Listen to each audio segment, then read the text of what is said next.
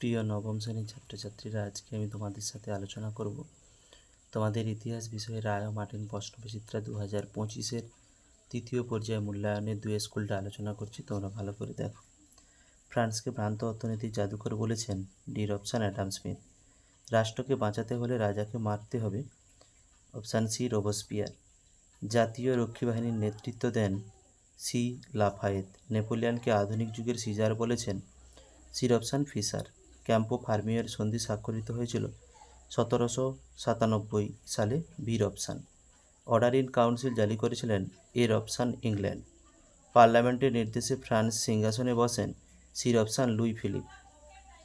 Bread and land স্লোগানটি কোন বিপ্লবের সময় দেওয়া হয়? এর অপশান ফরাসি বিপ্লবে। জলবের আইন শুল্ক সংস্থাটি গঠিত হয়েছিল বির অপশান 1818 সালে। পৃথিবীর কর্মশালা বলা হয় যে দেশকে? বির অপশান ইংল্যান্ড। উড়ন্ত মাকো আবিষ্কার করেন ডির অপশান জনকি। দাস ক্যাপিটাল গ্রন্থটি প্রকাশ করেছিলেন বির অপশান 1867 সালে। রুশীকরণ নীতি কার্যকরী করেন ডির অপশান প্রথম নিকোলাস। রাশিয়ার সোশ্যাল ডেমোক্রেটিক ওয়ার্কস অ্যান্ড পেজেন্ট পার্টির মুখপাত্র হলেন বির অপশান ইস্কা। নতুন অর্থনীতি বা নিউ ডিল চালু করেন এর অপশান রুজভেল্ট। রোম বার্লিন টোকিও স্বাক্ষরিত হয়েছিল এর অপশান 1936 সালে। পার্ল হারবার বন্দর আক্রমণ করেন ডির অপশান জাপান। আন্তর্জাতিক শান্তি হল কাপুরুষের স্বপ্ন, অপশান সি হিটলারের। লিগ অব নেশনের সদর দপ্তর অবস্থিত ছিল সির অপশান জেনেভাতে। সম্মিলিত জাতিপুঞ্জের বর্তমান মহাসচিব হলেন ডির অপশান অ্যান্টোনিও গুটারেস। দুয়ের দাগের এক কথায় উত্তর দাও। ফরাসি পার্লামেন্টকে কি বলা হয়? ফরাসি সংসদ। ইউরোপীয় শক্তি সমবায় কে গঠন করেন? বিসমার্ক। এমস টেলিগ্রাম কে সংবাদ প্রকাশ করেছেন? বিসমার্ক। জাতিপুঞ্জ দিবস কবে পালিত হয়? 24শে অক্টোবর। সত্য মিথ্যা? পঞ্চদশ লুইয়ের অর্থমন্ত্রী ছিলেন তুর্ক। সত্য। বার্লিন ডিগ্রি জারি করেন মেটার্নিক। মিথ্যা। ফ্রাঙ্কফুর্ট পার্লামেন্ট গঠিত হয়েছিল জার্মানিতে। সত্য। ইংল্যান্ডের আদি সমাজতান্ত্রিক নেতা ছিলেন সেন্ট সাইমন। সত্য। ম্যাপ পয়েন্টগুলো আমি পরের একটা ভিডিওতে আপলোড করব। স্তম্ভ মেলাও। টেনিস কোর্টের শপথ, ফরাসি বিপ্লব, দ্বিতীয় ফরাসি প্রজাতন্ত্র, শিল্প বিপ্লব, সমবিভাজন নীতি, রুশ বিপ্লব, জারতন্ত্রের অবসান, ফেব্রুয়ারি বিপ্লব। বিবৃতি ব্যাখ্যা। বিবৃতি 1, ফ্রান্সে শিল্পায়ন ছিল ধীরগতিসম্পন্ন। ব্যাখ্যা 3, ফ্রান্সের কাঁচামালের অভাব ও রাজনৈতিক অস্থিরতার শিল্পায়নের বাধা দান করে। বিবৃতি 2, স্পেনের গৃহযুদ্ধে হিটলার ও মুসোলিনি জেনারেল ফ্রাঙ্কোকে সমর্থন করেছিল। অপশান সি, ফ্রাঙ্কোকে সমর্থন করে একনায়কতন্ত্রী জোট গড়ে জোট শক্তি বাড়াতে চেয়েছিল তারা। বিবৃতি 3, দ্বিতীয় বিশ্বযুদ্ধের পর সোভিয়েত রাশিয়া ওয়ারশ চুক্তি স্বাক্ষরিত করেন। ব্যাখ্যা 2, কমিউনিস্ট দেশগুলোকে জোটবদ্ধ করে পশ্চিমী আগ্রাসন রোধ করার জন্য। বিবৃতি 4, উগ্র জাতীয়তাবাদী সর্বদাই আন্তর্জাতিকতার যে পরিপন্থী। ব্যাখ্যা এ, উগ্র জাতীয়তাবাদ সংকীর্ণ স্বার্থপর আদর্শে বিশ্বাসী ছিলেন। বিভাগ্য 3-এর দাগের পূর্ণমার্ক হচ্ছে 2। ফরাসি বিপ্লবের জনক কাকে বলা হয়? তার লেখা একটি গ্রন্থের নাম লেখো। রায় মার্টিন নতুন সহায়িকার 54 পৃষ্ঠায় 27 দাগের প্রশ্নটা তোমাদের দেখাচ্ছি, দেখো। এই যে এইখান থেকে এতটা অবধি তোমাদের লিখতে হবে। টেনিস কোর্টের শপথ কি? সহায়িকার 55 পৃষ্ঠার যে 36 দাগের প্রশ্নটা তোমাদের দেখাচ্ছি, দেখো। এই যে এইখান থেকে এতটা অবধি তোমাদের লিখতে হবে। পরের প্রশ্ন, যে চতুর্থ শক্তিজোট কবে কাদের নিয়ে গঠিত হয়েছিল? যে সহায়িকার 99 পৃষ্ঠার 34 দাগের প্রশ্নটা। এই যে এইখান থেকে এতটা অবধি তোমাদের লিখতে হবে। পোড়ামাটি নীতি কি? সহায়িকার 102 পৃষ্ঠার 66 দাগের প্রশ্নটা। এই যে এইখান থেকে এতটা অবধি তোমাদের লিখতে হবে। ভিয়েনা সম্মেলনের কে সভাপতিত্ব করেন? লিখে নাও, মেটার্নিক। এই সম্মেলনের গৃহীত যে দুটি নীতির নাম লেখো। যে সহায়িকার 154 পৃষ্ঠায় 14 দাগের প্রশ্নটা দেখাচ্ছি, দেখো। এই যে এইখান থেকে এতটা অবধি তোমাদের লিখতে হবে। রিজিমেন্টো কি? সহায়িকার 160 পৃষ্ঠার 67 দাগের প্রশ্নটা তোমাদের দেখাচ্ছি। দেখো এই যে এইখান থেকে এতটা অবধি তোমাদের লিখতে হবে।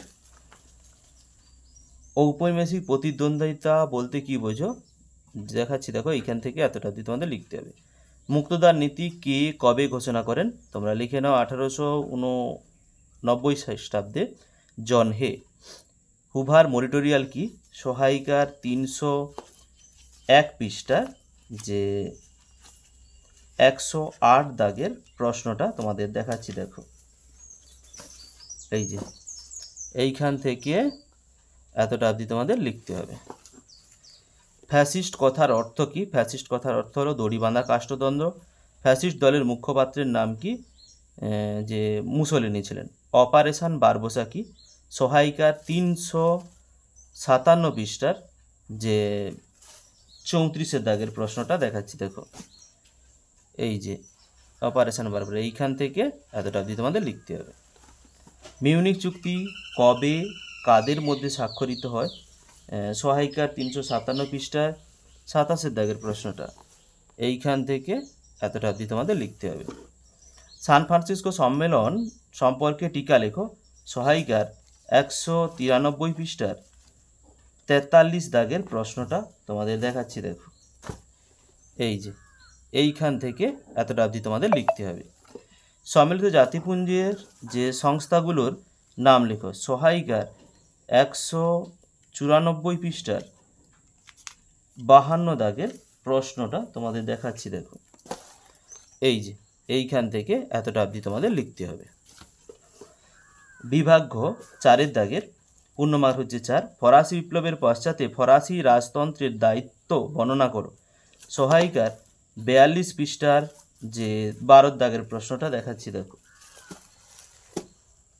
এইখান থেকে লিখে এই পাশের এই এতটা অবধি তোমাদের লিখতে হবে। অথবা যে ফরাসি জনগণের বিপ্লবের ফলাফল বর্ণনা করো, যে 39 পৃষ্ঠা 4 দাগের প্রশ্নটা এইখান থেকে লিখে এই অবধি তোমাদের লিখতে হবে। ফ্রান্সে নেপোলিয়ান বিরোধী প্রতিক্রিয়ার কারণগুলি লেখো। যে সহায়িকার 92 পৃষ্ঠার 26 দাগের প্রশ্নটা এই যে এইখান থেকে লিখে এই পাশের পৃষ্ঠার এই অবধি তোমাদের লিখতে হবে। অথবা নেপোলিয়ানের পতন যে ঘটেছিল কেন, 84 পৃষ্ঠার 14 দাগের প্রশ্নটা তোমাদের দেখাচ্ছি। তোমরা দেখো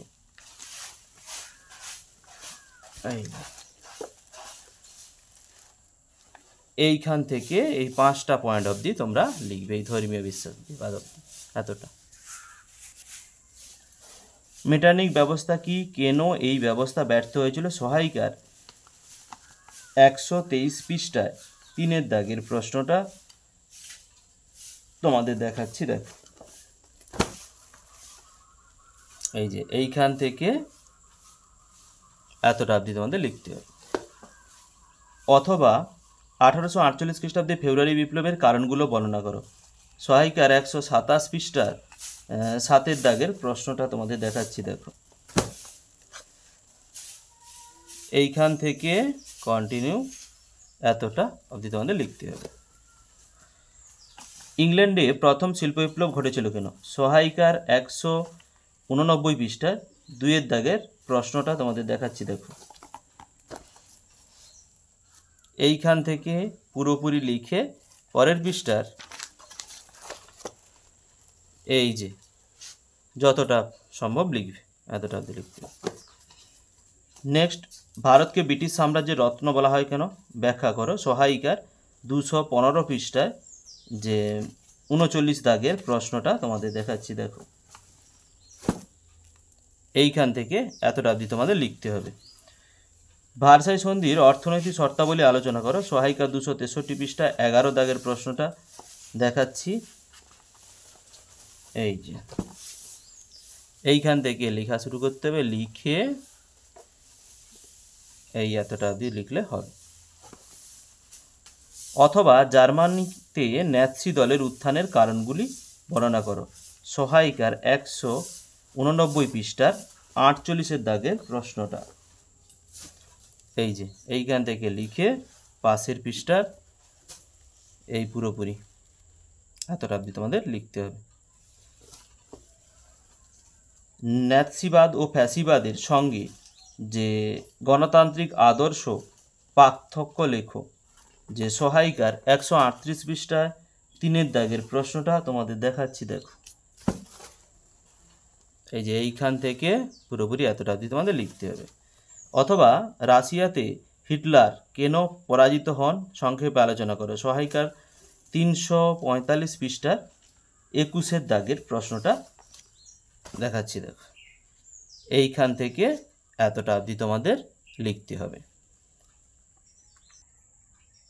বিভাগ ও 5 দাগের পূর্ণমার্ক হচ্ছে 8। ক্রিমিয়ার যুদ্ধের কারণ ও ফলাফল বর্ণনা করো।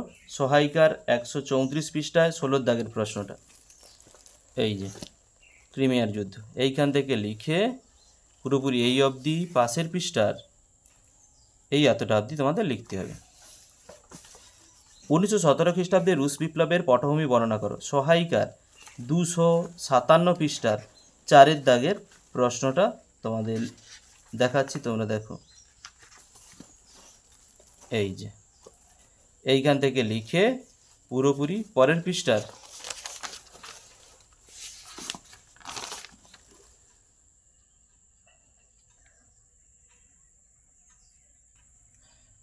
এই অবধি তোমাদের লিখতে হবে। দ্বিতীয় বিশ্বযুদ্ধের কারণগুলি বর্ণনা করো। সহায়িকার 332 পৃষ্ঠায় 9 দাগের প্রশ্নটা। এই যে এইখান থেকে লিখে পাশের পৃষ্ঠার এই পুরোপুরিটা তোমাদের লিখতে হবে। ভিডিওটি শেষ অবধি দেখার জন্য অতীতের ইতিহাস চ্যানেলের পক্ষ থেকে সবাইকে অসংখ্য ধন্যবাদ। ফিরে আসছি পরের ব্লগ নিয়ে।